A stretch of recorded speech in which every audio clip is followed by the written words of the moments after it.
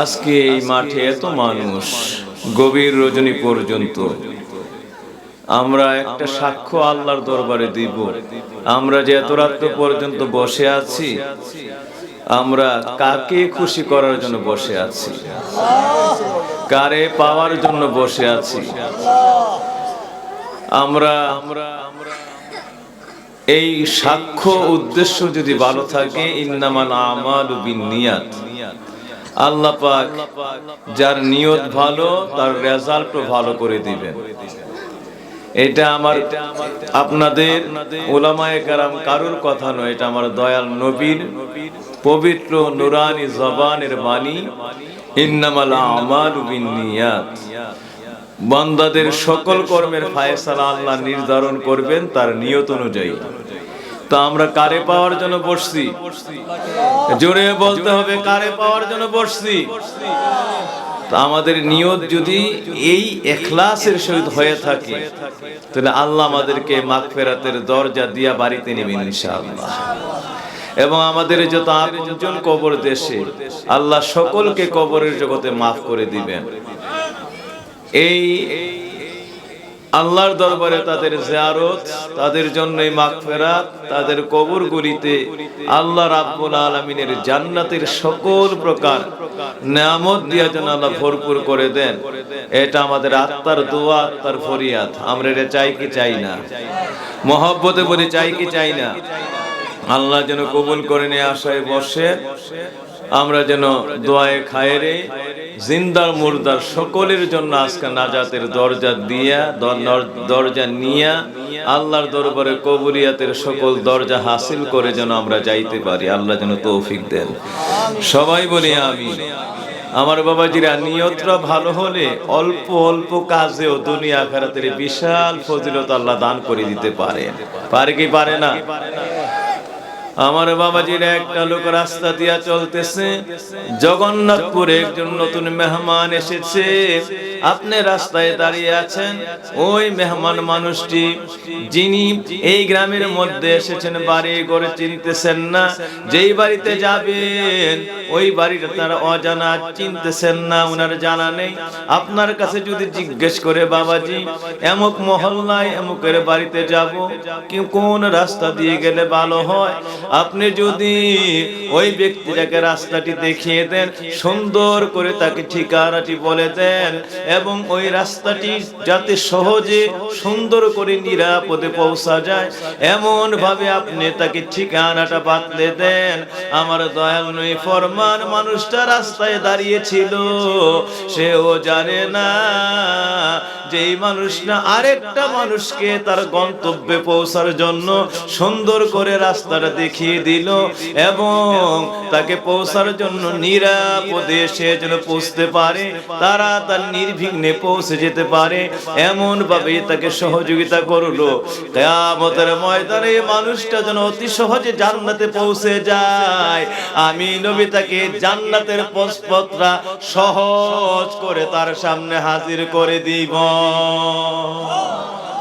দেখেন, এখানে একটা নেক আছে রাস্তার কিনারায়, এটা আমাদের অনেকেরই জানা নাই যে কত সহজে ইসলামের নেক হাসিল করা যায়।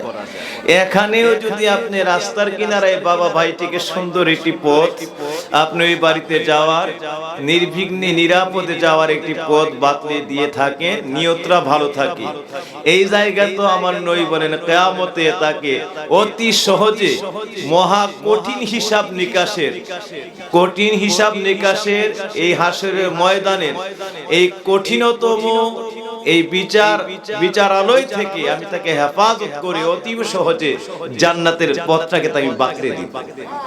আল্লাহু আকবার। তাইলে এই এখানেও এই রাস্তার কিনারা থেকেও নেকি হাসিল করা যায়, যায় কি যায় না? নিয়ত ভালো থাকলে, নিয়ত ভালো হলে রাস্তা থেকেও নেক হাসিল করা যায়।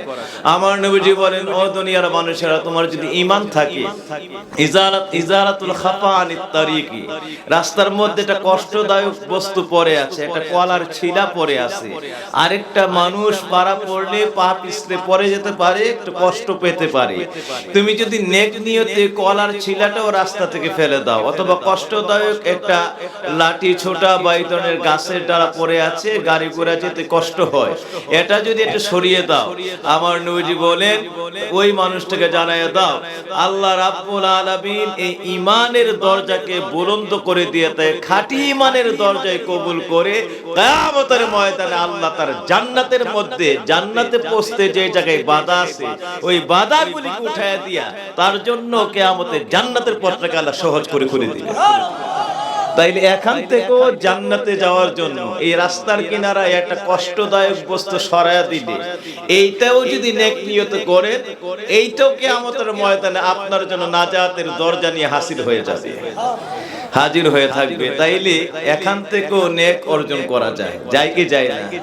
এক ভাই আরেক ভাইয়ের সঙ্গে যদি একটু সুন্দর করে মুচকি হাসি দিয়ে কথা বলে, কথা বলার সময় ওই ভাইটার মনে হয় যে আপনি তার সঙ্গে এই কথা বলতে প্রস্তুত, সুন্দরভাবে ব্যবহারের জন্য প্রস্তুত।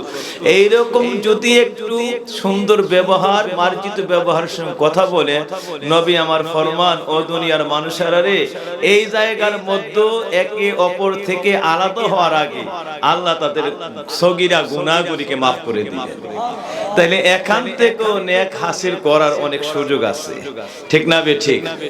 একজন ব্যক্তি যদি তার মায়ের দিকে একটু সুনজরে তাকায়, ওই সন্তানটা যদি তার মায়ের দিকে একটু নেকের নজরে সুনজরে তাকায়, মা বাবার হক আদায়, তো তার সন্তান হিসাবে এই মা বাবার প্রতি সুন্দর ব্যবহারের উদ্দেশ্যে মায়ের দিকে তাকায়, নবীজি বলেন এই চোখের দৃষ্টিটা নামাতে দেরি হয়, ওই সন্তানের আমল নামে একটা কবুল হজের সওয়াব হইতে দেরি হয়। তাইলে এখান থেকেও আমরা নেক পাওয়ার জন্য একটা বিশাল সুযোগ আছে, ঠিক না বে ঠিক? ইসলামটা কত সুন্দর, ইসলাম কত সুন্দর যে আমরা একটু মায়ের দিকে যদি সুনজরে, বাবার দিকে যদি একটু সুনজরে তাকাই, এখানেও একটা সন্তানের জন্য কবুল হজের সওয়াব হয়ে যায়। তাহলে এখানেও নেক পাওয়ার অত্যন্ত সুন্দর সুব্যবস্থা, সুন্দর সুযোগ আছে।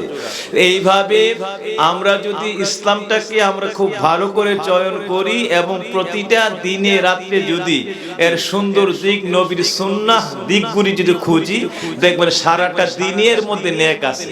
শুধু বসে বসে তাসবিহ পড়লে সওয়াব হবে, শুধু বসে বসে যে আমরা এই একটা জায়গার মধ্যে বসে আমরা সুবহানাল্লাহ আলহামদুলিল্লাহ এটা পড়লেই যে সওয়াব হবে, একটাই যে বিধান আছে এমন না। আমরা দিনে রাতে নবীজির সুন্নাহ অনুযায়ী পথে ঘাটে রাস্তায় যদি চলিও, আর ওই জায়গায় যদি খেয়াল থাকে যে নবীর সুন্নাত অনুযায়ী আমি কদমটা দিব, প্রত্যেকটা কদমে কদমে ইসলামের ভিতরে সওয়াব আছে, ঠিক না বে ঠিক? প্রতিটা কদমে কদমে ওই জায়গায় সওয়াব আছে। আমার নবীজি বলেন বাজারের মধ্যে গেছো, ওই জায়গাতেও সওয়াব আছে। সাহাবীরা জিজ্ঞাসা করলেন, ইয়া রাসূলুল্লাহ, আপনি তো বলেছিলেন খায়রুল বিকাই আসওয়াক, খায়রুল বিকাই মাসাজিদুহা ওয়া শাররুল বিকাই আসওয়াকিহা, এই দুনিয়ার সর্বোত্তম স্থান হলো মসজিদ আর সর্বনিকৃষ্ট স্থান হলো বাজার। বাজারের মধ্যে চারটি ওই সকল স্থানগুলি যেই জায়গাতে মুখরোচক আলাপ হয়, বিভিন্ন গীবত হয়, পর নিন্দা হয়, পরশ্রী কাতরতা হয়। ইয়া রাসূলুল্লাহ, আজকে আবার জানায়া দিলেন বাজারের মধ্যে নাকি সওয়াবের ব্যবস্থা আছে, ওইখানে নাকি বান্দার আমল নামায় বড় সওয়াব হয়। এটাই তো বুঝলাম না। একদিন বললেন পৃথিবীর নিকৃষ্ট স্থান বাজার, এখন বললেন ওই জায়গাতেও নাকি বিভিন্ন ভাবে আল্লাহর দরবারে মহা সওয়াব হাসিল করা যায়। এটা যদি বোঝাইতেন, এটা যদি একটু বোঝায় দিতেন, এটা যদি একটু আমাদেরকে এই মুহূর্তে আপনি জবান মুবারক দিয়ে ব্যাখ্যা করতেন।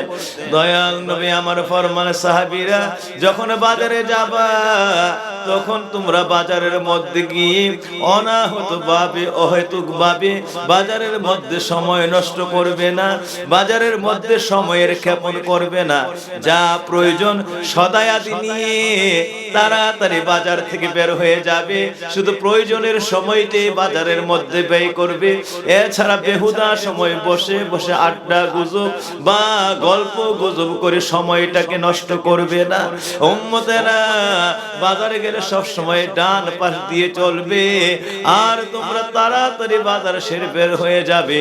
ও আমার উম্মত, এইভাবে যদি আমি নবীর সুন্নাহ নিয়ে বাজার করো আর আড্ডা বেহুদা গল্প গুজবে বিভিন্ন ভাবে যে সময়টা নষ্ট না করো, ওই জায়গার মধ্যে আমার আল্লাহ রাব্বুল আলামিন তোমাকে আমি নবীর একটা সুন্নতের আমল নামায় নসিব করে দিবে।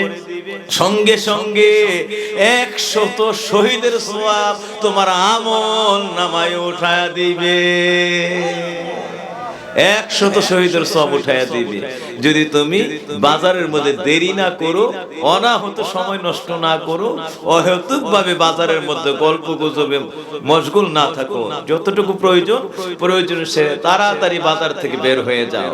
উম্মতের এটা আমি নবীর সুন্নত। এই আমলটা যদি বাজারের মধ্যে তোমার খেয়াল থাকে, তাইলে এর ভিতরে তোমাকে আল্লাহ 100 শহীদের সওয়াব দান করবে। কিন্তু আমরা বাজারে ঢুকলে মনে হয় এই আপন ঘর ফিরা পাইছি, অথচ নামাজের জানাজার মধ্যে যান, ওই লোকটার যে কত অস্থিরতা। আপনারা জুমার নামাজের মধ্যে যান, ইমাম সাহেব 1:30 থেকে 1:35 নামাজের একটা আলোচনায় চলে গেলে এখানেই দেখবেন মানুষের মধ্যে কত অস্থিরতা।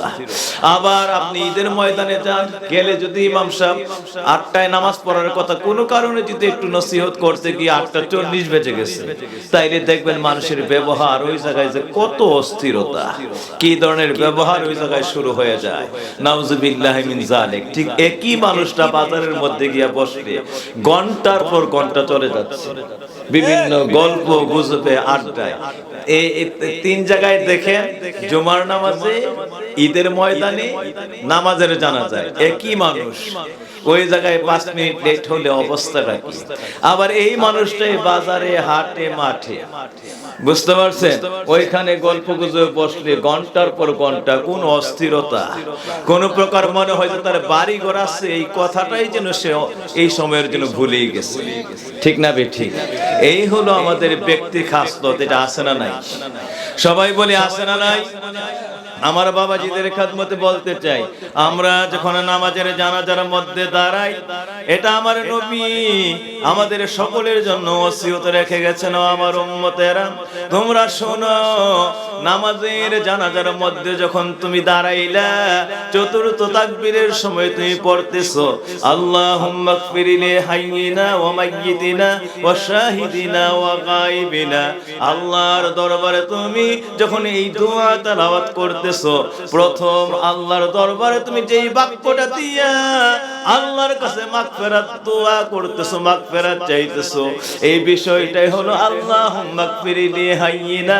মালিক, আজকে আমি জিন্দার, আমরা যারা জিন্দার এরা নামাজের জানাজার মধ্যে দাঁড়াইছি, তোমার কুদরতের পায়ে পড়ে ভিক্ষা চাই।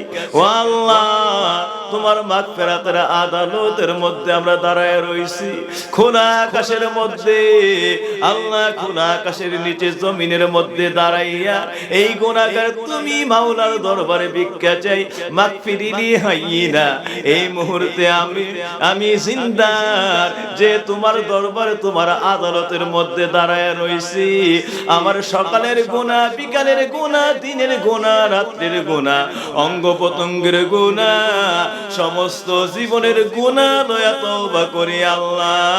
আমল নামার জিন্দেগির গুনাহ আজকের এই আদালতে মাফ কইরা দাও আল্লাহ। আপনি দাঁড়ায়া, অথচ আরেকজনের নামাজের জানাজায় আপনি দাঁড়াইছেন, কিন্তু বলতেছেন কি একবার কি আপনার কোন খেয়াল আছে? আপনি বলতেছেন আল্লাহুম্মা গফির লি হাইয়িনা, আল্লাহ আমি জিন্দার, আমরা যারা এই মুহূর্তে আপনার আদালতের মধ্যে দাঁড়ায়া রইছি, আল্লাহ জীবনের গুনাহ লয়া এই মুহূর্তে আপনার মাগফিরাতের আদালতের মধ্যে হাজির হয়ে গেছি, ভিক্ষা চাই আল্লাহ, জীবনের সমস্ত গুনাহে আদালতে দাঁড়ানো অবস্থায় আজকের নামাজের জানাজায় মাফ করে দেন আল্লাহ। তাইলে প্রথম আপনি ক্ষমা চাইতেছেন নিজের জন্য, এরপরে আপনি বলতেছেন ও মাইয়িতিনা, আল্লাহ আমাদের মাইয়িত, আমাদের মুর্দার কি আপনার কাছে সুপারিশ করি, ভিক্ষা চাই। আল্লাহ এই মুহূর্তে দ্বিতীয় পর্বে আপনার কাছে আমার আবেদন, আপনি আমাদের মাইয়িতকে মাফ করে দেন আল্লাহ। তাইলে আপনি কিন্তু প্রথমেই মাইয়িত নিয়ে আল্লাহর কাছে ফরিয়াদ করেন নাই, প্রথম কিন্তু আপনার আবেদন আল্লাহুম্মা মাগফিরি লিহাইয়িনা, আল্লাহ আপনি আপনার কাছে ভিক্ষা চাই, আমি জিন্দারকে আজকের আদালতে মাগফিরাতের আল্লাহ কোনো কিছু নাই, খোলা আসমান আর আমি, এর মাঝখানে কোনো পর্দা নাই।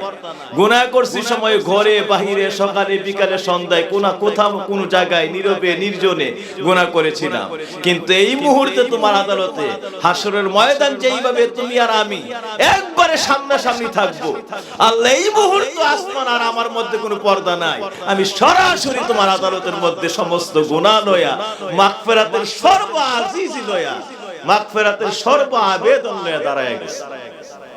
তাইলে আপনি ক্ষমা চাইতে দাঁড়াইছেন, কেননা এটাই আমার নবীজি বলেছে, মনে রাখবা একজন ব্যক্তি জলের মধ্যে ডুবে যাচ্ছে, পানিতে ডুবে যাচ্ছে, এই পানিতে ডুবে যাওয়া ব্যক্তিকে যদি কোনো ব্যক্তি উদ্ধার করতে হয়, অবশ্যই ওই ব্যক্তিটাকে সাঁতার জানতে হবে। কি জানতে হবে? জলে ডুবে যাওয়া ব্যক্তিকে উদ্ধার করতে হলে আরেকজন ব্যক্তি নিজেকে সাঁতারু হতে হবে, সাঁতার জানতে হবে। যেই ব্যক্তি সাঁতার জানে না, এই ব্যক্তি যদি আরেক ব্যক্তিকে সাগরে বা নদীতে উদ্ধার করতে যায়, মুহূর্তের মধ্যে সেই তলিয়ে যাবে, নিজেই ডুইবা মরবে, আরেকজনকে বাঁচানো তো পরের কথা। তাইলে আপনি যেই ব্যক্তির নিজের কাছে মাগফিরাত জানা নাই, নিজের কোনো মাগফিরাত হাসিল নাই, আল্লাহর আদালতে নিজের কোনো সকালের গুনাহ, বিকালের গুনাহ, দিনের গুনাহ, রাতের গুনাহ, জবানের গুনাহ, চোখের গুনাহ, হাতের গুনাহ, পায়ের গুনাহ, কোনো গুনার কোনো ইয়ত্তা নাই, এত গুনাহ, এই সমস্ত গুনাহ লইয়া নিজে আল্লাহর দরবারে দিনে রাত্রে সাগরের মধ্যে একদম হাবুডুবু খাওয়া আসামি, দিনে রাত্রে আপনি গেছেন আরেকজনের জন্য সুপারিশ করতে, আল্লাহ আমার মাইয়িতকে মাফ করে দিন, আল্লাহ কোন নাও। যেই উকিলের বিরুদ্ধে কেস আছে, ওই উকিল কোর্টের মধ্যে আরেকজন মক্কেলের জন্য দাঁড়ায় কোনো অবস্থাতেই সুপারিশ করতে পারবে না, যার বিরুদ্ধে ফেরারি আসামির, যার বিরুদ্ধে ফেরারি আসামির ওয়ারেন্ট জারি হয়ে গেছে, এই উকিল তো সারাক্ষণ নিজেই কোর্ট থেকে পালায়া বেড়ায়, না জানি কোন সময় তাকে কোর্টের মধ্যে, কোন সময় তাকে কোর্টের মধ্যে গ্রেফতার করে ফেলে, তাকে জেলের মধ্যে গ্রেফতার করে ফেলে, কোন সময় তাকে গ্রেফতার করে জেলে নিয়ে যায়। এই জন্য সেই ব্যক্তি কোর্টের বয়ে সারাক্ষণ কোর্ট থেকে পালিয়ে বেড়ায়, ফেরারি আসামি হয়ে যায়। সুতরাং বাপজিরা, আরেকজনের পক্ষে সেই ব্যক্তি তখনই সুপারিশ করতে পারে যখন উকিলের বিরুদ্ধে কোনো কেস নাই, মামলা নাই, ফেরারি আসামির কোনো ওয়ারেন্ট নাই, তখনই সে পারে হাকিমের কাছে, বিচারপতির কাছে আরেকজনের জন্য সুপারিশ করতে। ঠিক না বে ঠিক? তো ঠিক তেমনি করে আপনিও আল্লাহর কাছে আরেকজনের মাইয়িতিনা বলে সুপারিশ করবেন যখন আপনার বিরুদ্ধে কোনো গুনার মামলা নাই, জিনার মামলা নাই, বেপরদার মামলা নাই, বেনামাজির মামলা নাই, পরের হক আত্মসাৎ করার মামলা নাই, অন্যের উপরে জুলুম করার মামলা নাই, মা বাবার সঙ্গে নাফরমানি করার মামলা নাই, সুদ ঘুষের কোনো মামলা নাই, কোনো হারামের মামলা নাই, আল্লাহর অবাধ্যতার কোনো মামলা নাই, সীমা লঙ্ঘনের কোনো মামলা নাই, পাড়া প্রতিবেশীর উপর জুলুমের কোনো মামলা নাই, ও মানুষের উপর অত্যাচারের কোনো মামলা নাই, পরের হক, এতিমের হক, আপনজনের হক আত্মসাৎ করার কোনো মামলা নাই, তখনই পারেন আপনি মাইয়িতিনা বলে আরেকজনের জন্য আল্লাহর কাছে সুপারিশ করতে। আর যেই ব্যক্তির মামলা বলতে কোর্টের মধ্যে কোনো মামলার সীমাই নাই আল্লাহর আদালতে, ওই ব্যক্তি আরেকজনের জন্য সুপারিশ করবে, নিজেই তো জলের মধ্যে একদম ভয়াবহ গুনার সমুদ্রের মধ্যে হাবুডুবু খাচ্ছে, এক মুহূর্তে না জানি কোন সময় তাকে হাতে পায়ের মধ্যে মৌতের গ্রেফতারি পরোয়ানা দিয়া মুহূর্তের মধ্যে ঢিল মেরে জাহান্নামের মধ্যে নিক্ষেপ করে দেয়। এক মুহূর্ত তার এই যে ভয়াবহ আল্লাহর আদালতের মধ্যে মামলা হয়ে আছে, এই মামলাতে কোন সময় গ্রেফতার হয়ে যায়, এটার মধ্যেই তার বিন্দু মাত্র একটু সময়ের জন্য কোন নিশ্চিত সময় নাই, যেই কোনো সময়ের মধ্যে গ্রেফতার হয়ে যাবে। আমার বাবাজির এই জন্যই বলা হয়েছে, নবী আমার ফরমান, উম্মত রে, যখন তুমি আরেকজনের জন্য মাইয়িতিনা বলে সুপারিশ করবা, এর আগে তুমি সারাক্ষণ আল্লাহর দরবারে সকাল বিকেল দিনে রাত্রে যত গুনাহ আছে সমস্ত গুনার জন্য আল্লাহর কাছে অনুতপ্ত হয়ে এমন ভাবে তওবা করবা আল্লাহ যেন তোমার জীবনের গুনাহগুলি মাফ করে দেন, আল্লাহর আদালতে ক্ষমা করে দেন, আল্লাহ যেন তোমার মাগফিরাতের সকল দরজা দিয়া আল্লাহ রাব্বুল আলামিনের বান্দা থেকে বন্ধু বানায় নেন। ওই বন্ধু যে যখন কোন ব্যক্তির জন্য আল্লাহর কাছে আবেদন করে, বন্ধু যখন আল্লাহর কাছে কারোর জন্য কোনো কিছু চেয়ে বসে, তখন আল্লাহ বন্ধুর আবেদনটা ফিরিয়ে দিতে পারে না। বন্ধু যা বলে আল্লাহ সঙ্গে সঙ্গে বন্ধুর আবেদন করে ওই আবেদনটাকে কবুল করে পূর্ণ করে ওই ব্যক্তিটারও সঙ্গে সঙ্গে মাগফিরাতের দরজা দিয়া কবুল করে নেয়। এই জন্য আগে বন্ধু হইতে হবে। কি হইতে হবে? বন্ধু হইতে হবে। কিন্তু বাবাজিরা আমার, এত বড় গুনাহগার আমরা দিনে রাত্রে, অথচ এমন নামাজের জানা যায় যেখানে আমি দাঁড়াইছি মাগফিরিলি হাইয়িনা, আল্লাহ তুমি আমি জিন্দারকে মাফ করে দাও, জীবনের গুনাহ ক্ষমা করে দাও। ওই জায়গার মধ্যে আমি কত বড় বেয়াদব হইলে, নাশুকর হইলে, অকৃতজ্ঞ হইলে এটা পারি যে গুনাহ করার সময় ছিল, সকালের গুনাহ, দুপুরের গুনাহ, বিকালের গুনাহ, যত নাফরমানি, কিন্তু ওই জায়গায় দাঁড়াইলে একটু ক্ষমার জন্য দাঁড়াইছি, আমার সময় নাই, 2 মিনিট লেট হয়ে গেছে, আমার যে কি ব্যবহার, আমার যে কি ব্যবহার। আল্লাহ কই কত বড় অভিশপ্ত নাদার, ফেরেশতারা সাক্ষী হয়ে যায়, আমি এটা কিয়ামতে ধরব এই বেয়াদবকে, কবরে ধরব যে গুনাহ করার সময় ছিল, কিন্তু আমি আল্লাহর কাছে ক্ষমা চাওয়ার সময় অস্থিরতা, সময় নাই। এত সময়ের ব্যস্ততা কি ছিল দুনিয়াতে, জররা জররা করে আমারে কবরে বুঝাইয়া দিবি, সময় বানাইলাম আমি, কিন্তু আমার কাছে ক্ষমা চাওয়ার তোর সময় নাই। এই জন্য এই সময়ের ব্যাখ্যা কি কইরা সময় কাটাইছো, জররা জররা করে যতক্ষণ এই সময়ের ব্যবহার নিয়া আমি আল্লাহর এই সময় নিয়া তোর ব্যস্ততা নিয়া এই কর্মফল বুঝায়া না দিবি, ততক্ষণ পর্যন্ত এক কদম আমি কবর থেকে সামনে বাড়তে দিব না। সুতরাং বাবাজিরা আমার, এই জন্য বড় সাবধান, যখন আমরা নামাজের জানাজায় দাঁড়াই, তখন যখন আমরা এই নামাজের জানাজার মধ্যে অন্তত মনে রাখি আমি আমার জীবনে নিজের গুনাহ ক্ষমা চাওয়ার জন্য দাঁড়াইছি, এরপরে ক্ষমা পাইলে ও মাইয়িতিনা আমি আরেকজনের সুপারিশ লইয়া আল্লাহর কাছে সুপারিশের জন্য আবেদন করতেছি। প্রথমেই কিন্তু মাগফিরিলি হাইয়িনা, আরেকজনের জন্য সুপারিশ না, প্রথমেই হলো আল্লাহ আমার গুনাহ তুমি মাফ করে দাও। প্রথমেই কার জন্য দাঁড়াইছি? মাগফিরিলি হাইয়িনা, আল্লাহ আমার গুনাহ তুমি মাফ করে দাও। হিসাবটা এই জায়গাতে আমরা ভুইলা গেছি, আমি যে আমার ক্ষমার জন্য দাঁড়াইছি ওই জায়গায় গিয়ে আমারটা ভুইলা গেছি, মনে করছি আমি আরেকজনের মাগফিরাতের জন্য, আরেকজনের সুপারিশের জন্য দাঁড়াইছি, এইটাই মনে, এই কাজের জন্য আইছি। আগে আইছি নিজের ক্ষমা চাওয়ার জন্য। এইটাই নামাজের জানাজা আমাকে শিক্ষা দিচ্ছে। আমি আসছি মাগফিরিলি হাইয়িনা, আমি জিন্দার রে তুমি মাফ করে দাও আল্লাহ। এরপরে দ্বিতীয় নম্বরে বলতেছো মাইয়িতিনা, আল্লাহ আমার মাইয়িতরে মাফ করে দাও। ঠিক না বে ঠিক? তাইলে বাবাজিরা আমার, এই নামাজের জানাজায় গিয়ে আমরা যে তওবার জন্য দাঁড়াইছি আর নিজের ক্ষমা চায়া আল্লাহর কাছে তারপরে সুপারিশের জন্য আমরা আল্লাহর কাছে এই দ্বিতীয়বার এই আবেদনটা করব, তাও ক্ষমা কবুল হবে যদি আল্লাহ পাক আমারে ক্ষমা করেন, সুপারিশ কবুল হবে যদি আল্লাহ আমারে মাফ করেন। তাইলে আমরা নামাজের জানাজায় দাঁড়াইলে এখন থেকে আমরা সেই ক্ষমা চাইতে, একদম দৃঢ়স্থির আল্লাহর কাছে ক্ষমা চাইতে আমরা এখন থেকে প্রস্তুত হইতে চাই কি চাই না? আরো জোরে বলি, চাই কি চাই না? এই জন্যই বলছে নবীজি জিয়ারাতুল কুবুরি ফাদিলা, ও দুনিয়ার মানুষেরা রে, অন্যের কবর জিয়ারত করা, অন্যের নামাজের জানাজার মধ্যে হাজির হওয়া, তার জন্য দোয়া করে তোমার জন্য ফজিলত, ওয়াল ইস্তিদাদু লাহা ফারিদা। কিন্তু ভয়ঙ্কর কবরের জন্য, মৃত্যুর জন্য, নিজের ভয়াবহ মৃত্যুর জন্য আগে থেকে নিজে তওবা করে আল্লাহর কাছে মাগফিরাত নিয়ে হাজির হয়ে যাওয়া, এটা তোমার জন্য ফরজ। অন্যের নামাজের জানাজায় হাজির হওয়া এটা ফজিলত, আর নিজের মৃত্যুর জন্য তৈরি হয়ে থাকা ফরজ। নিজের মৃত্যুর জন্য তৈরি হতে থাকা কি ফরজ। এই জন্য আরেকজনের নামাজের জানাজা ফরজে কিফায়া, আর নিজের জানাজার জন্য, নিজের জানাজার নামাজের জন্য তৈরি থাকা এইটা নিজের জন্য ফরজে আইন। ফরজে কিফায়া আর ফরজে আইন। কিন্তু ফরজে কিফায়া কি মনে করছে আরেকজনের, এটা তো ফরজে আইন আমার সঙ্গে জড়িত, ওইখান থেকে আমি নিজের প্রস্তুতি গ্রহণ করা, এটা আল্লাহর ফরজ হুকুম আমার জন্য বানায় রাখছে। এই জায়গাটি আমরা ভুলে গেছি। আল্লাহ যেন আমাদের আমাদেরকে হেদায়েতের দরজা ভিক্ষা দেন, সবাই বলি আমিন। হাতরা উঠায় সবাই বলি আমিন, আরো জোরে বলি আমিন, মহব্বতে বলি আমিন, তওবার খেয়ালে বলি আমিন। আমার বাবাজির এই নামাজের জানা যায় চারটা বিষয়, আজকের থেকে মনে রাখা বাড়িতে নিয়ে এরপরে দোয়া শুরু হয়ে। এক নাম্বার প্রথম তাকবীর, দ্বিতীয় তাকবীর, তৃতীয় তাকবীর, চতুর্থ তাকবীর। এই নামাজের জানা যায় তাকবীরও চারটা, হাদিস শরীফে আসছে মানুষের হায়াতে জিন্দেগির হালাতও চারটা। কয়টা? আমরা জোরে বলি কয়টা? নামাজের জানাজার তাকবীর কয়টা? আর মানুষের জিন্দেগিও কয়টা?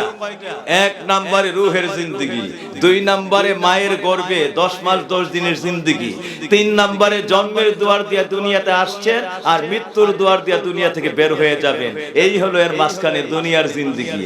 আর চতুর্থ নম্বরে হলো কবরের জিন্দেগি। আমাদের জিন্দেগিও চারটা, আর নামাজের জানাজার তাকবীরও, সবাই বলি নামাজের জানাজার তাকবীরও চারটা। তাইলে এই নামাজের জানাজার কি আশ্চর্য জিনিস, আমি একটু খেয়াল রেখে আপনাদের একটু সামান্যতম ইশারা দিয়ে আমি দোয়ার দিকে যাচ্ছি মনে রাখার জন্য। যাই তাইলে চারটা জগতের সঙ্গে নামাজের জানাজা জড়িত। কয়টা জগতের সঙ্গে? এক নম্বরে রূহের জগতের সঙ্গে, দুই নম্বরে মায়ের জগতের সঙ্গে, তিন নম্বরে দুনিয়ার জগতের সঙ্গে, চার নম্বরে কবরের জগতের সঙ্গে। একটা নামাজের মধ্যে আমরা চারটা জগৎ একসঙ্গে আল্লাহ ঢুকাই রাখছে। কয় সঙ্গে? এক সঙ্গে। এক নম্বরে বাবাজিরা রূহের জগৎ। প্রথম যখন মানুষটা মাগফিরলি হাইনা বলে আল্লাহর দরবারে ক্ষমা চাওয়ার জন্য এই নামাজের জানাজায় দাঁড়ায়া যায়, এই দাঁড়ানোর সাথে সাথে আল্লাহু আকবার বলে তাকবীরটা দেয়, সঙ্গে সঙ্গে জগন্নাথপুরের জমিনে দাঁড়ায়া তাকবীর দিলে, আমতলির জমিনে দাঁড়ায়া তাকবীরটা দিলে ওই তাকবীরটার আমতলির জমিনে থাকে না। নবী আমার ফরমান সঙ্গে সঙ্গে তাকবীরটা 50,000 বছর আগে মানুষটার রূহের জগতের মধ্যে গিয়ে হাজির হয়ে যায়। আশ্চর্য বিষয়, তাকবীর দিলেন আমতলির জমিনে। নবীজি হাদিসে নামাজের জানাজা নামক অধ্যায়ের মধ্যে বুখারী শরীফের মধ্যে আসছে যে তাকবীরটা চলে যায় সঙ্গে সঙ্গে 50,000 বছর আগে আপনার সেই রূহের জগতের মধ্যে। ওই জায়গায় কেন যায়? এই প্রসঙ্গে বাবাজিরা আমার, ওই জায়গায় যাওয়ার কারণ হলো যখন মানুষটা আল্লাহু আকবার বলে তাকবীরটা দিল, ওই তাকবীরটা ওই জগতে গিয়া আমার আল্লাহর দরবারে কাঁদতে শুরু করে। আমার আল্লাহ জিজ্ঞেস করে তুমি কে? আল্লাহ আমতলির জমিনের দিকে তাকান, বান্দারা আপনার কাছে মাগফিরলি হাইয়্যিনা বলে ক্ষমার প্রার্থনা লইয়া আল্লাহু আকবার বলেছে, তাকবীরটা দিয়েছে। আমি হলাম ওই তাকবীর, আমি এই তাকবীর রূহের জগতে হাজির হয়ে গেছি। আমি হলো ওই তাকবীর, আমি রূহের জগতে হাজির হয়ে গেছি। অল্প সময় কষ্ট হবে, 5-7 মিনিট, শুধু একটু বোঝার জন্য, মনে রাখার জন্য কেমন মাহফিলে আসছি আর এখান থেকে আমাদের কি শিক্ষার প্রয়োজন। সারা জীবন তো কতভাবে মাহফিল শুনি আর বাড়িতে যাই, মনে করছি এটাই বুঝি আমার কাজ, কিন্তু এটার সঙ্গে যে আমার কি লেসন লার্ন আছে এইটার বাড়িতেও নেই, নাম হলো। যার কারণে আমি আজকে রাতে মাগরিবের নামাজ ছেড়ে দিছি, ওই আগামীকাল মাগরিব নাই। আজকে এশার নামাজ ছেড়ে দিছি, আগামীকাল এশার নাই। নিয়ত করে পড়ছি মাহফিলে দোয়া করে কোন রকম যাই একটু তাবারুক নিয়ে গেলাম, আজকে ফজর নামাজ পড়বো না, আর আগামীকাল তো নাই। কিয়ামত পর্যন্ত এই মাহফিল দিয়ে আল্লাহ পাওয়ার কোনো ব্যবস্থা না, হবে না বাবাজিরা আমার। এই জন্য একটু মনে রাখতে হবে যে আপনি একটা নামাজের জানাজা কোথায়, আপনার জীবনের সঙ্গে কি কানেকশন এটার সঙ্গে। আল্লাহু আকবার বলে তাকবীর দিলেন, রূহের জগতে চলে গেছে। ওই রূহের জগতে 50,000 বছর আগে তাকবীরটাকে কাঁদতে শুরু করেছে। আল্লাহ যখন ডাক দিলেন, কেন কাঁদতো? আল্লাহ আপনি বলছিলেন আলাস্তু বিরাব্বিকুম, আমি কি তোমার রব? আপনার পক্ষ হইয়া তাকবীরটা বলতেছে আমি কি তোমার রব? আল্লাহ আপনার এই বান্দা বলছিল কালু বালা, অবশ্যই আল্লাহ আপনি আমার রব। রব অর্থ হলো আল্লাহ আমি আপনি আমার উপাস্য, আমি আপনার আপনার উপাসনাকারী। আল্লাহ বলছে আলাস্তু বিরাব্বিকুম, আমি কি তোমার রব, আমার উপাসনা কি তুমি করবা, আমার গোলামি কি তুমি করবা? আমরা কি বলছি? কালু বালা, অবশ্যই আল্লাহ আপনাকে ওয়াদা দিলাম আমরা অবশ্যই আপনার গোলামি করব। তখন আল্লাহ কি বলছে? তাই যদি হয়ে থাকে তুমি শোনো, তোমার আমি মুহূর্তে জানায় দেই, তোমার আমি এই জগৎ থেকে একটা জগতে পাঠাইবো। বান্দারে তোমার ওয়াদা যদি সঠিক থাকে তাইলে ওই জগতে তোমার পরীক্ষা করব। এবার শুনে নাও, মা খালাকতুল জিন্না ওয়াল ইনসা ইল্লা লিয়াবুদুন। বান্দা তোমার আমি আল্লাহ কোন উদ্দেশ্যেই বানাই নাই, তোমারে বানাইছি শুধুমাত্র একমাত্র আমার ইবাদতের জন্য। যাও, তুমি আমার ওয়াদা করলা যে অবশ্যই তুমি আমার ইবাদত করবা, আলাস্তু বিরাব্বিকুমের সঙ্গে জবাব দিছো, তাইলে মনে রাখো তোমার আমি বানাইছি শুধু আমার ইবাদতের জন্য। আল্লাহ এই ওয়াদাটা দিলেন, বন্ধ ওয়াদা করছে আল্লাহ, অবশ্যই ওয়াদা দিয়ে গেলাম। আল্লাহ কো যাও, এটা নিচে একটা জগৎ বানাইছি, ওই জায়গায় পুরা হুয়াল্লাযী খালাকাল মাউতা ওয়াল হায়াতা লিয়াবলুয়াকুম আইয়ুকুম আহসানু আমালা, ওইখানে গিয়া তোমার সকল ওয়াদার যত ওয়াদা এখানে রূহের জগতে করাইছি এই সমস্ত ওয়াদার পরিপূর্ণভাবে প্র্যাকটিক্যাল তোমার মধ্যে কর্মের মাধ্যমে তা বাস্তবায়ন আমল দেখতে চাই আমি ওই জগতের মধ্যে। ওইখানেই পরীক্ষা হবে তুমি আমার কতটুকু ওয়াদা পালন করছো। আমি যে রব, রবের গোলামি তুমি কি করছো, রবের উপাসনা তুমি কি করছো। বাবাজিরা, ওমা খালাকতুল জিন্না ওয়াল ইনসা ইল্লা লিয়াবুদুন বলে আমাদেরকে জগতে পাঠাইলেন। এখন আমি এই জগতে আইসা এই যে ওয়াদা কইরাইলাম, ওয়াদা কি করছি যে আল্লাহ আমি আপনার উপাসনা করব, আপনার গোলামি করব, আপনার ইত্তেবা করব, আপনার রব। কিন্তু দুনিয়া আইছি সব বলছি, বাড়ি আমার, গাড়ি আমার, নানি আমার, দুনিয়া আমার, এমুক আমার, সমুক আমার, সব করতে করতে আর আল্লাহর কথা খবর নাই। সেই জায়গাতে শুরু হইছে আমার মধ্যে দুনিয়া লয়ে এত লোভ আর দুনিয়ার প্রতি এত আকর্ষণ যে 2 মিনিট নামাজে দেরি হইলে এইটা আমার আর সহ্য হয় না।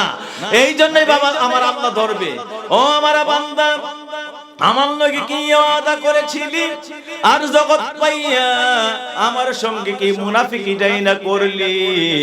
আমি আল্লাহ তোরে কি এই জন্যই পাঠাইছিলাম, আমার সঙ্গে কি ওয়াদাই করেছিলি।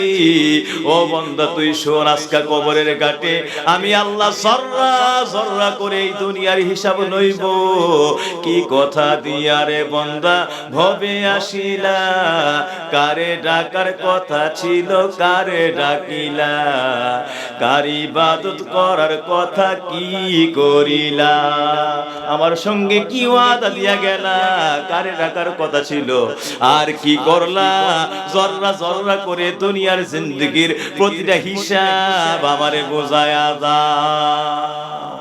সমস্ত মুফাসসিরিন একমত, আল্লাহ যদি শুধু জিজ্ঞাসা করে যে আমার হিসাব করে বুঝায়া দাও, পৃথিবীর কোন ওলি আউলিয়ারও ক্ষমতা নাই যে আল্লাহর কোন হিসাব দিয়া এই জগতের এই জিন্দেগির কোন হিসাবের মাধ্যমে আল্লাহরে নিজের হায়াতের অবস্থা, নিজের হায়াতের হিসাব নামা আমলনামা বুঝায়া দিব। পৃথিবীর কারোর কোনো ক্ষমতা। এই জন্য সারা পৃথিবীর সব ওলিরা আল্লাহর কাছে কাঁদতেন, আল্লাহ ভিক্ষা চাই, হিসাব দিয়া তোমার বুঝাইবার কোনো ক্ষমতা নাই, তোমার কাছে শুধু তোমার দয়া ভিক্ষা চাই। আল্লাহ তোমার কাছে কি ভিক্ষা চাই। তারা এইভাবে ইবাদত করতেন, এত কিছু করতেন, এরপরও তাদের সারাক্ষণ ইয়া ছিল আল্লাহ আমাদেরকে শুধু তুমি তোমার দয়া ভিক্ষা চাই, তুমি দয়া গুনাহ আমাদের মাফ করে দাও।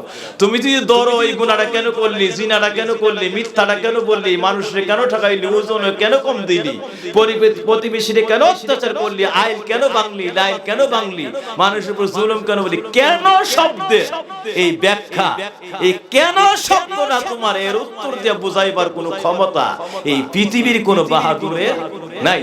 আল্লাহ এটা তুমি ধরলে ইনসাফ, কারণ তুমি নেই বিচারক, ধরলে ইনসাফ। আর যদি তুমি দয়া করে মাফ করে দাও, আল্লাহ এটাই তোমার রহমত, তোমার দয়া, তোমার কাছে তোমার রহমতের দয়া ভিক্ষা চাই। আল্লাহ আল্লাহ তুমি যদি এই ধরা ধরো তাইলে আমরা তোমার কাছে জবাব দিয়ে পার হওয়ার কোনো ক্ষমতা নাই। আল্লাহু আকবার। এই জন্য সারাক্ষণ তারা এত ইবাদত করতেন আর শুধু দয়ার আশায় আল্লাহর দরবারে কাঁদতেন। সুবহানাল্লাহ। আমরা ওই ওলিদের মতো এই চরিত্রে আল্লাহর ওলিদের আমলনামার মধ্যে থাকতে চাই কি চাই না? সবাই হাতটা উঠায় বলে চাই কি চাই না? আরো জোরে বলে চাই কি চাই না? এই প্রথম তাকবীরটা ওইখানে কান্দে আল্লাহ হাতটা নামান, আল্লাহ ভুল হয়ে গেছে, আল্লাহ জগতের মধ্যে ওয়াদা খেলাপ করছে, মিথ্যা বলছে, গীবত করছে, আপনার অবাধ্যতা করছে, সীমা লঙ্ঘন করছে। ওই তাকবীর আল্লাহর কাছে কাঁদতে শুরু করে। আল্লাহর কাছে ওই তাকবীরটা কাঁদে, জানাজার প্রথম তাকবীর, আল্লাহর এমন দয়া হয়ে যায় ওই তাকবীরে মাগফিরিলি হাইয়িনার দফতরের মধ্যে আল্লাহ আপনার তাকবীরটাকে মিশাইয়া আল্লাহর মহা মাগফিরাতের দরজা ওই জায়গার মধ্যে খুলে দিয়ে প্রথম তাকবীর আল্লাহ ওয়াদা খেলাফের যত গুনাহ আছে এই প্রথম তাকবীরের ভিতর আল্লাহ ক্ষমা করে দেন। এই তাকবীরের পাওয়ার কত দেখছেন? প্রথম তাকবীরে আল্লাহ ওয়াদা খেলাফের, আল্লাহর সঙ্গে যত ওয়াদা খেলাফ হয়ে গেছে সমস্ত খেলাফের গুনাহ আল্লাহ প্রথম তাকবীরে মাফ করে দেন। আল্লাহু আকবার। দ্বিতীয় তাকবীর আল্লাহু আকবার বলেছেন, ডাকটা দেয়, ডাকটা দেওয়ার সঙ্গে সেটা মায়ের পেটে, মায়ের গর্ভে গিয়ে আপনি যে জন্ম অর্থাৎ সৃষ্টি হয়েছিলেন মার গর্ভে আল্লাহ পাকের কুদরতি হুকুমে, তখন ওই জায়গায় দাঁড়ায় যায়, কাঁদতে শুরু করে। আল্লাহকে কেন কাঁদতেছো? আল্লাহ হাত দিয়েছেন, নাক দিয়েছেন, কান দিয়েছেন, চোখ দিয়েছেন, হার্ট দিয়েছেন, কিডনি দিয়েছেন, সুস্থ ব্রেন দিয়েছেন। মায়ের গর্ভে যদি এইগুলো না দিতেন, দুনিয়ার কোনো বাহাদুরের ক্ষমতা নাই দুনিয়ায় যাওয়ার পর এটা সুস্থ ব্রেন বানায় দিতে, দুনিয়া যাওয়ার পরে সুস্থ কিডনি বানায় দিতে, দুনিয়া যাওয়ার পরে সুস্থ একটা হার্ট বানায় দিতে। আল্লাহ সবগুলো এত নিয়ামত, সারা পৃথিবী বিক্রি করলো একটা চোখ বানায় দেওয়ার ক্ষমতা নাই, সারা পৃথিবী বিক্রি করলে একটা হার্ট বানায় দেওয়ার ক্ষমতা নাই। সারা পৃথিবীর চেয়ে দামি জিনিস মায়ের পেটের মধ্যে আপনি দান করছেন। আল্লাহ আপনি এই বান্দাটা কি, এই বান্দার জীবনে সব মায়ের পেটে দান করছেন। সারা জিন্দেগি যদি সেজদায় পড়ে চোখের জন্য, হার্টের জন্য, কিডনির জন্য, নিয়ামতগুলির জন্য বান্দা কাঁদতো, আপনার দেওয়া নিয়ামতের শুকরিয়া তার মৃত্যু পর্যন্ত শেষ হইত না। আল্লাহ তারপরেও তো আপনার খবর নাই, নিয়ামতের খবর নাই, শুকরিয়ার খবর নাই। ভিক্ষা চেয়ে আল্লাহ দ্বিতীয় তাকবীরে আপনার এই মায়ের জগতের সকল নিয়ামতের শুকরিয়া কবুল করে বান্দাকে আপনার মহাদানের বদান্যতায় কবুল আর মঞ্জুর করে মায়ের রেহেমের মধ্যে আপনার মহাদানের শুকরিয়া এই বান্দাটাকে maaf করে দেন আল্লাহ। সুবহানাল্লাহ।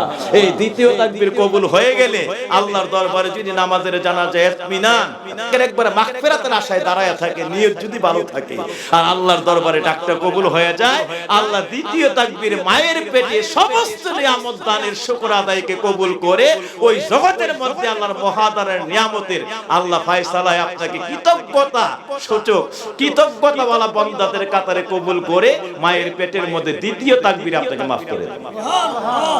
তাইলে এই নামাজের জানাজায় দ্বিতীয় তাকবীরটা হলো মায়ের পেটে অনন্ত নিয়ামত দানের শুকরিয়া ও মহা মাগফিরাতের ফয়সালা। কিন্তু আমাদের কি খবর আছে? তৃতীয় তাকবীর দুনিয়ার জগতের সঙ্গে জন্ম থেকে মৃত্যু পর্যন্ত আমি আর ওয়াজ হইতে গেলাম না। আর চতুর্থ তাকবীর হলো কবরের ঘাটে, যদি চতুর্থ তাকবীরটা কবুল হয় শেষ বালাজার সব বালাজার।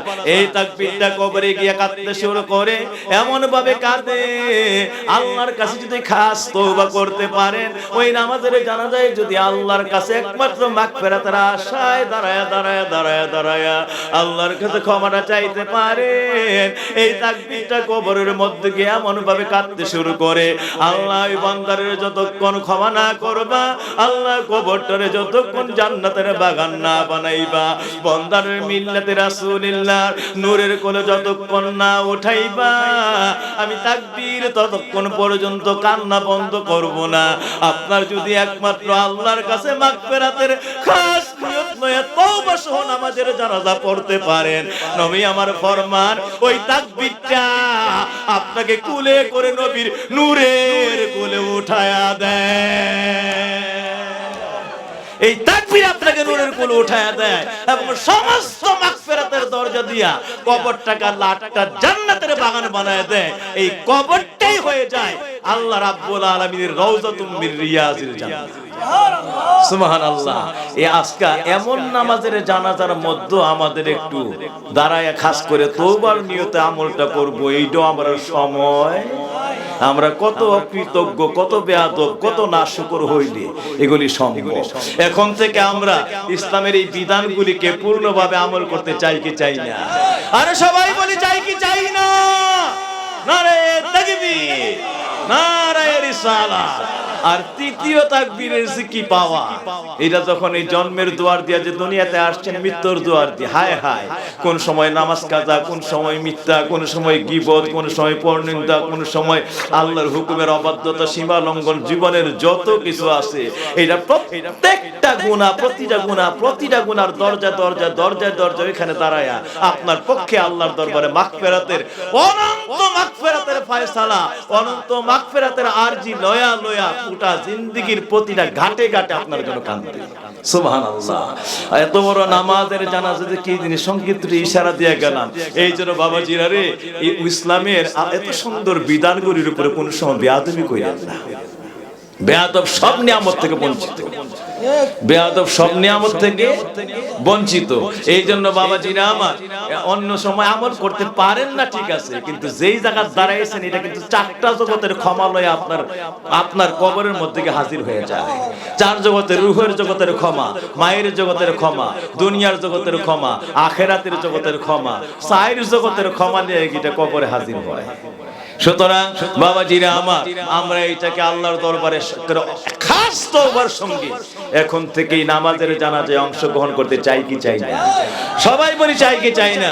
আমার বাবাজিরা, এই জন্যই নবী আমার ফরমান, এটা মুরদারের জন্য এত বড় স্পেশাল ফজিলত, আর জিন্দারের জন্য নবীজি বলেন লাহু কিরাআতুন ওয়াহিদা। সাহাবীরা বলেন ইয়া রাসূলুল্লাহ, জিন্দারের যে কিরাআত বলছেন এটা বুঝতে পারলাম না। নবীজি বলেন সাওয়াবুন মিসলে জাবালিল ওয়াহুদ।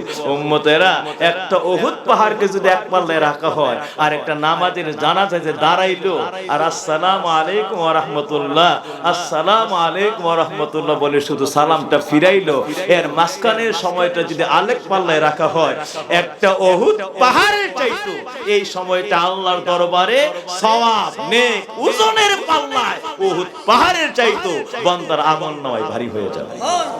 সুবহানাল্লাহ। শুধু জিন্দার ব্যক্তি দাঁড়াইলো শুধু সুবহানাল্লাহ। আমার বাবাজিরা, তাইলে ইসলামে প্রতিটা কাজে, প্রতিটা কর্মে কর্মে এত ফজিলত আছে না নাই? আমরা বলি আছে না নাই? সুতরাং বাবজিরা, অনেক কথা ছিল, যদি 9টা থেকে হইতো আমি আপনাদেরকে শুধু বিষয়গুলি তুলে ধরতাম। ইসলাম যে কি জিনিস, ইসলাম যে কি জিনিস আমরা না জানার কারণে শুধু নবীর সুন্নতের মর্যাদা বুঝি না। আমি এগুলি তুলে ধরতাম, প্রতিটা বিষয় নিয়ে বুঝতে পারতেন যে প্রতিটার গভীরতা গভীরতা গভীরতা কি থেকে কি পর্যন্ত পৌঁছেছে, এক একটার হাকিকত কোত্থেকে কই চলে গেছে। আল্লাহ পাক আমাদের সকলকে আমতলির জমিনে আজকারি মাহফিল, আল্লাহ আমাদের সকলকে বেলায়েতের সকল দরজা দিয়ে কবুল করেন। সবাই বলি আমিন। আজকে আমরা যারা মাহফিলে আসি, হাতটা উঠে একটা কথা আমরা বলতে চাই, আজকে আমরা ফজরের নামাজ পড়তে চাই কি চাই না? সবাই বলেন তো চাই কি চাই না? মহব্বতে বলেন চাই কি চাই না? আমার বাবাজিরা, হাতটা নামাই। এক ওয়াক্ত ফজরের নামাজ, কয় ওয়াক্ত? এক ওয়াক্ত ফজরের নামাজ যে ব্যক্তি কাজা করলো ইচ্ছা করে, অন্য কোনো কারণ ছিল না, আর কারণ হলো সে সঙ্গে সঙ্গে যখনই ঘুম থেকে উঠবে বা যখনই সে একটু অবসর পাবে, সঙ্গে সঙ্গে অজু করে পবিত্র হয়ে সে আগে দুনিয়াবি কোনো কাজ করার আগে সে আগে ফজরের নামাজটা পড়বে। ঠিক না বে ঠিক? আর একটা মাসালা আপনাদেরকে বলে দিই, সকল বাবা ভাইদেরকে, শরহে বেকায়ার মধ্যে এসেছে ফজরের নামাজ যদি কারো কাজা হয়ে যায়, অন্যান্য নামাজের বেলায় এই নিয়মটা নেই, কিন্তু ফজরের নামাজ যদি কাজা হয়ে যায়, ওই ব্যক্তিরা যখনই ঘুম থেকে উঠবে তখন সুন্নত সহ ফজরের ফরজ নামাজ পড়তে হবে। যেই ব্যক্তি সুন্নত বাদ দিয়ে ফরজ হবে, ও আমার বাবাজিরা, সুন্নত বাদ দিয়ে ফরজ পড়লে ফরজটা কবুল হবে না। এই জন্য কিতাবে আসছে একমাত্র ফজরের নামাজ কাজা হলে ওই নামাজটা সুন্নত সহ পড়তে হয়। এই মাসালাটা সবাই মনে রাখবেন। সবাই যে আছেন মা মেয়েরা বাবারা, আমাদের কোনো না কোনো কারণে কোনো এক সময় জীবন তো এমন হয়ে গেছে, হয়ে যায় কি যায় না? তাইলে ফজরের নামাজ কাজা হইলে এটা সুন্নতও কাজা পড়তে হয়। সুন্নতও কি পড়তে হয়? সবাই মনে রাখেন, সুন্নতও কি পড়তে হয়? কাজা পড়তে হবে, নাইলে ফরজ কবুল হয়। নাইলে ফরজ কি হবে না, কবুল হবে না। একমাত্র মাগরিব কাজা হয়েছে শুধু ফরজ পড়বেন, এশার নামাজ কাজা হয়েছে শুধু ফরজ আর বেতের পড়বেন, এরপর যোহরের নামাজ কাজা হয়েছে শুধু ফরজ পড়বেন, কিন্তু এই আসরের নামাজ কাজা হয়েছে ও ফরজ পড়বেন। কিন্তু ফজরের নামাজ কাজা হয়ে গেলে অবশ্যই আপনাকে যোহরের আগে, আপনি যদি যোহরের সময়ও যোহরের আজান দিয়ে দেয়, কিতাবের মধ্যে আসছে তখনও যোহর নামাজ পড়তে গেলে যোহরের নামাজের আগে ফজরের কাজা আদায় করতে হবে এবং তখনও সুন্নত সহ পড়তে হবে। আগে ফজরের কাজ আদায় করতে হবে। আরেকটা ফতোয়ায়ে আলমগীরের মধ্যে আসছে, যে ফতোয়ায়ে হিন্দিয়া, যেটা যদি কোনো ব্যক্তির ফজরের নামাজ কাজা হয়ে যায়, ওই দিনটা হয় জুমার দিন। এই জুমার দিনে যদি বান্দারা চলে যায়, মসজিদের মধ্যে চলে গেছে জুমার নামাজ পড়ার জন্য, এমন সময় মসজিদে ইকামত চলছে, এই ব্যক্তিরা ইমামের পিছনে জুমার নামাজ পড়ার জন্য আল্লাহু আকবার বলে তাকবীরে তাহরিমা বেঁধেছে। হঠাৎ মনে পড়লো আমি তো ফজরের নামাজ পড়ি নাই, কিতাবের মধ্যে আসছে সঙ্গে সঙ্গে তাকে ওই জুমার নামাজ ছেড়ে দিতে হবে। ছেড়ে দিয়ে পিছনে আইসা ওই ফজরের নামাজ সুন্নাত সহ পড়বে। এরপরে গিয়া ওই ব্যক্তি ওই জুমার নামাজের মধ্যে হয়তো রাকাতে পাক, বসার মধ্যে পাক, যেভাবে পাক ওইভাবে গিয়া শরীক হবে, শরীক হয়ে বাকি নামাজটা আদায় করবে। আমার বাপজিরা না পাইলে যোহরের নামাজ কাজা পড়বে। নবী আমার ফরমান, কিতাবের মধ্যে ফতোয়া এসেছে যে যেই ব্যক্তির ফজরের নামাজ পড়া হয় নাই, ওই ব্যক্তি জামাতে নামাজটাও পড়বে না। যোহরের আগে ফরজ, ওই ফজরের নামাজ আদায় করতে হবে। অথচ এমন মানুষ আজকে মাহফিল অনেক বসা, ফজরের নামাজ তেমন একটা নামাজই মনে করে না। ঠিক না বেঠিক? এখন এত সুন্দর সুন্দর ওয়াজ শুনলে আর অনেক সুন্দর সুন্দর তাফসীর শুনলে ঘন্টার পর ঘন্টা কি লাভ হইল? কোনো লাভ নাই। আগে এই তাফসীরের সঙ্গে সঙ্গে কত কঠিন বিধান, আগে বিধানকে ঠিক রেখে তারপরে তাফসীর শোনা। ঠিক না বে ঠিক? তাইলে এখন আজকে এই আমলটাকে আমরা মনে রাখি, ফজরের নামাজ কাজা হইলে ওই ফজরের নামাজটা ফরজও পড়তে হবে, সুন্নতও, আরো জোরে বলি, ফরজও পড়তে হবে, সুন্নতও পড়তে হবে। যোহরের নামাজের মধ্যে দাঁড়াই গেছেন, ফরজ নামাজ চলতেছে, এমন সব মনে হয়ে গেছে না ফজর নামাজ পড়ি নেই, নামাজ ছাড়তে হবে, পিছনে আসতে হবে, দেন এসে আগে ফজর নামাজ পড়তে হবে, এরপরে গিয়ে জামাতে শরীক হতে হবে। এখন চিন্তা করেন ফজরের নামাজের কাজা কত বড় কঠিন ভাবে আল্লাহর হুকুম, এটা সারা যাবেই, সারা যাবেই। তাইলে আজকার মাহফিল শুনবো, কিন্তু ফজরের নামাজ পড়বো না ছাড়বো?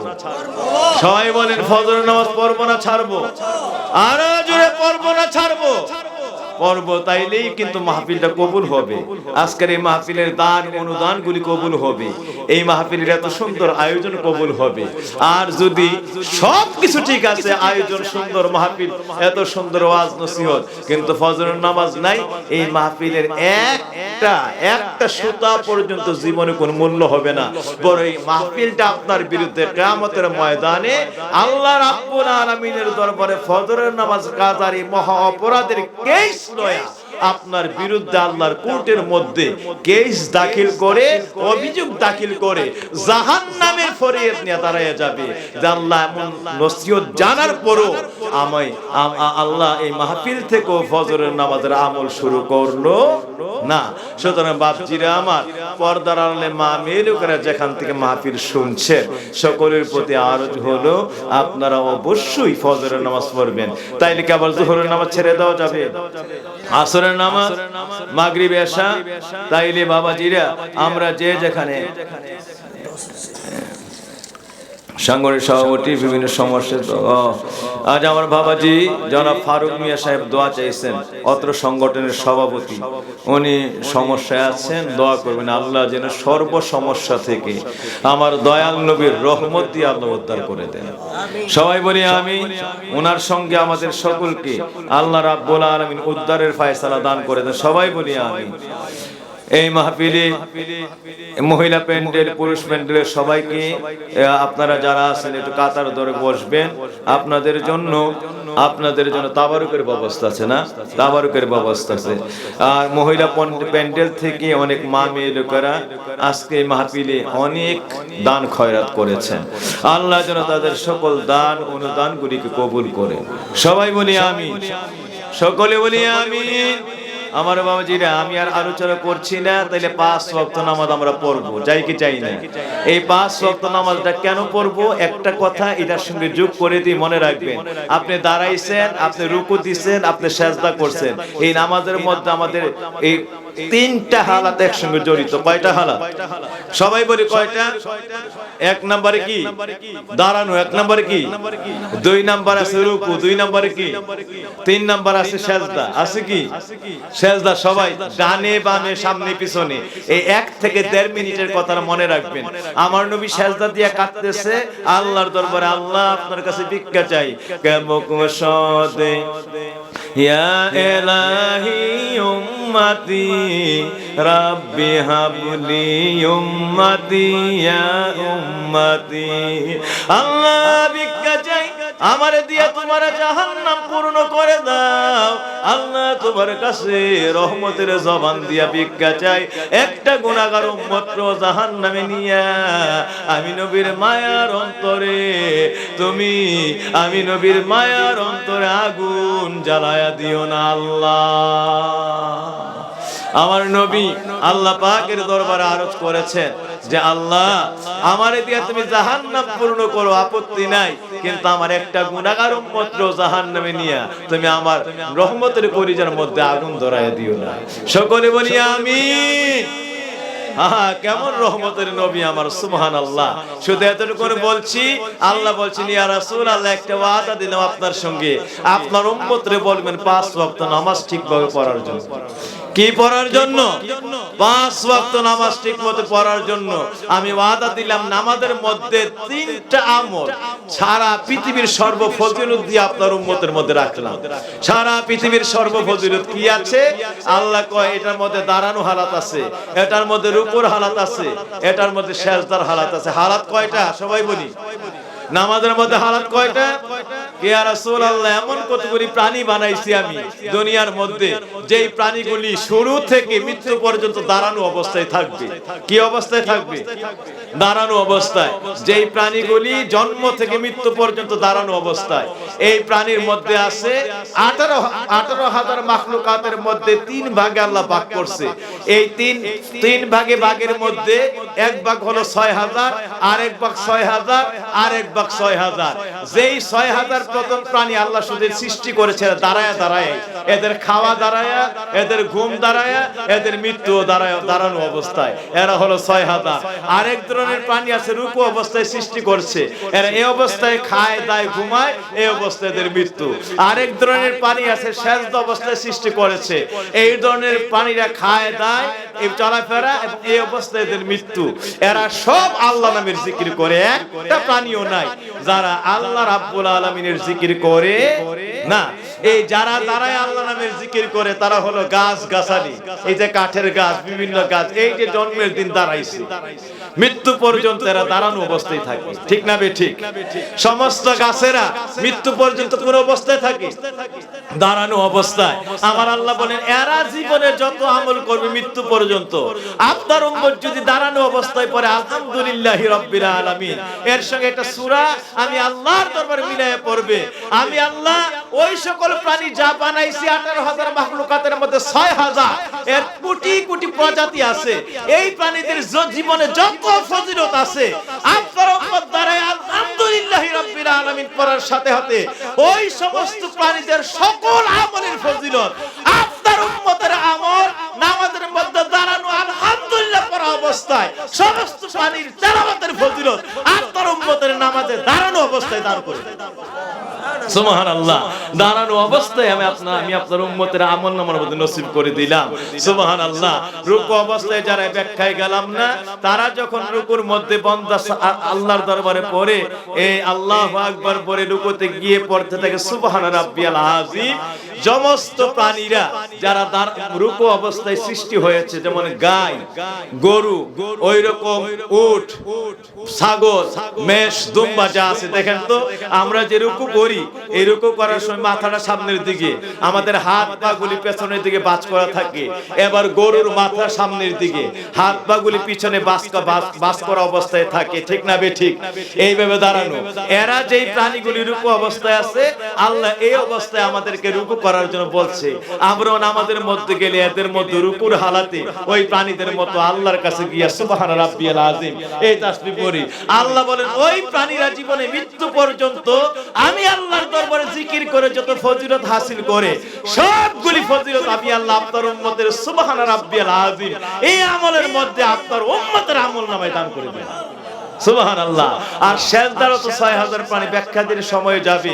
এইগুলি আল্লাহ এক ধরনের প্রাণী বানাইছে, তারা কোটি কোটি প্রজাতি আছে, কিন্তু মূল জাতি ৬০০০। এর মধ্যে যেন সাপ, একটা প্রাণীর কথাই বলি, এরকম হাজার হাজার প্রাণী আছে। এই সাপটি যে জন্মের পরে এই মাথা জমিনের মধ্যে, এই শরীর জমিনের মধ্যে, এরা এই অবস্থায় খায় দায় চলে ফেরে, মৃত্যু এই অবস্থায় হয়। আমরা যখন সেজদায় যাই, আমাদের মাথা জমিনের মধ্যে, শরীরটাও জমিনের মধ্যে, হাত পা সহ সবগুলি একটার পর একটা অঙ্গ আমাদের এইভাবে ওই অবস্থায় আল্লাহর কাছে মিশে থাকে। আল্লাহ বলেন ওই প্রাণীদের মধ্যে যখন সেজদায় পড়ে এই বান্দাগুলি ডাক দেয় সুবহান রাব্বিয়াল আলা, আমি আল্লাহ রাব্বুল আলামিন, আমি আল্লাহর সৃষ্টিরত ওই সকল যত প্রাণীরা আছে, সব প্রাণীদের জীবনে যত আল্লাহ বলে ডাকের জিকিরের যত ফজিলত, আপনার উম্মতের শুধু এটা সেজদার মধ্যে এদের সমস্ত জীবনের প্রত্যেকটা প্রাণীর জিকিরের ফজিলত আপনার উম্মতের সেজদার আমলের মধ্যে উঠায় দিলাম। সুবহানাল্লাহ। সুতরাং দাঁড়ানো অবস্থায় ৬০০০, রুকু অবস্থায় ৬০০০, সেজদা অবস্থায় ৬০০০, আল্লাহর ১৮,০০০ মাখলুকাতের সমস্ত শুধু এক রাকাত নামাজের মধ্যে আখিরি জামানার উম্মতের আমলের মধ্যে উঠায় দেন। তাইলে এমন নামাজ ছাড়লে চাইতে আল্লাহর দরবারে অবাধ্যতা সীমা লঙ্ঘন আর হতে পারে না। এই জন্য এই নামাজ আমরা আজীবন যতদিন হায়াত থেকে পড়তে চাই কি চাই না? আরো জোরে বলি চাই কি চাই না? আল্লাহ যেন তৌফিক দেন, সবাই বলি আমিন, মহব্বতে বলি আমিন।